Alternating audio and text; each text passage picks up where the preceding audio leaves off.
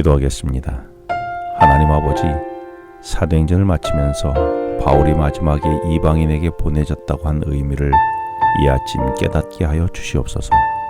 예수님 이름으로 기도합니다. 오늘 묵상할 말씀은 사도행전 28장 26절로 28절 말씀입니다. 로마 변두리의 거처를 마련한 바울의 집에 이른 아침부터 로마의 유대인들이 몰려들었었습니다. 그들은 해가 저물기까지 하루 종일 복음에 대한 바울의 이야기를 들었지요. 해가 저물어 바울의 강론이 끝났을 때에 바울이 전한 하나님의 복음을 믿는 자들도 있었고 믿지 않는 자들도 있었습니다. 그래서 바울이 복음 전함을 듣고 나서 갈라진 두 무리는 서로 맞지 않아 나누어지게 되었습니다. 사실 믿음이란 들은 말씀대로 삶에서 살기 위하여 자신의 욕망대로 살아가는 삶을 쳐서 복종시키는 것입니다. 그러므로 그리스도인들은 하나님의 말씀을 듣고 보내거나 듣지 않으려는 자들과는 구별될 수밖에 없는 것이지요. 그러므로 구별이란 세상으로부터의 소외가 아니라 내가 얼마든지 세상과 어울려 살 수 있지만 내가 하나님의 말씀으로 살기 위하여 스스로를 격리하여 거룩한 삶을 사는 것입니다. 이렇게 살아가는 사람들로 세상은 변화되고 새롭게 되는 것이지요. 이렇게 바울의 복음을 듣고 믿지 않고 흘러보내는 자와 말씀을 듣고 믿어 말씀대로 살겠다는 두 무리가 서로 맞지 않아 흩어졌습니다.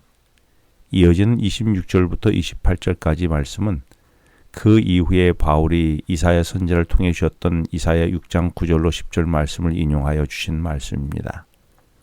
26절에서 바울은 백성이 듣기는 들어도 도무지 깨닫지 못하며 보기는 보아도 도무지 알지 못한다고 했습니다. 그 이유를 27절에서 마음이 우둔하여 그 귀로는 둔하게 듣고 그 눈은 감았기 때문이라는 것입니다.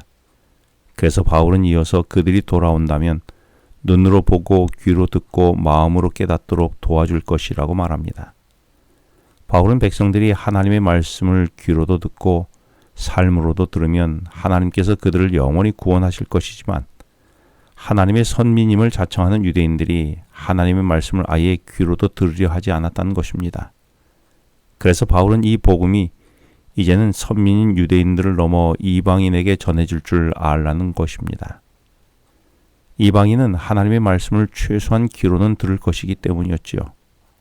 바울이 26절에서 너희가 도무지 들으려고도 하지 않았다라고 하면서 그래서 28절에서 이제는 복음이 이방인에게 보내졌다라고 말하므로 바울의 강론을 들은 사람들 중에 믿는 사람보다도 믿지 않는 사람들이 압도적으로 많았음을 알게 해줍니다.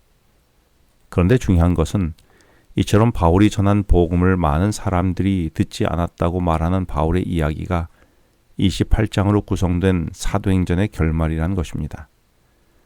그러므로 사도행전을 기록한 누가는 유대인의 겁으로 하나님의 구원이 이방인에게로 향했다는 바울의 선언으로 지금 사도행전의 막을 내리고 있는 것입니다. 왜 누가는 유대인의 거부와 이방인에게로 복음이 향했다는 사실을 사도행전의 마지막 부분에 기록한 것일까요? 사실 바울은 1차 전도 여행 시에 비시디아 안디옥을 찾아갔을 때에 그곳에서 마침 안식일이 되어 복음을 전했었습니다. 그런데 그곳에 있던 사람들이 처음 듣는 복음의 내용으로 깜짝 놀라 바울에게 다음 안식일에도 복음을 전해달라고 했었습니다. 이런 바울의 선교 소식은 순식간에 그 지역에 퍼지게 되었고 다음 안식일에 바울의 설교를 듣기 위해 거대한 인파가 유대인 회당에 몰려들었었습니다. 그런데 이를 목격한 유대교 지도자들은 질투심에 사로잡혀서 그들은 거칠고 험한 행세로 바울을 쫓아냈습니다.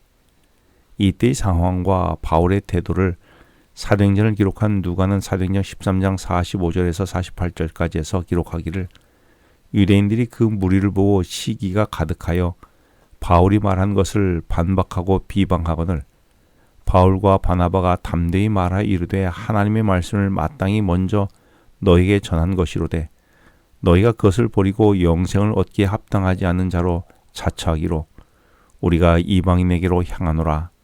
주께서 이같이 우리에게 명하시되 내가 너를 이방의 빛으로 삼아 너를 땅끝까지 구원하게 하리라 하셨느니라 하니 이방인들이 듣고 기뻐하여 하나님의 말씀을 찬송하며 영생을 주시기로 작정한 자는 다 믿더라고 했습니다.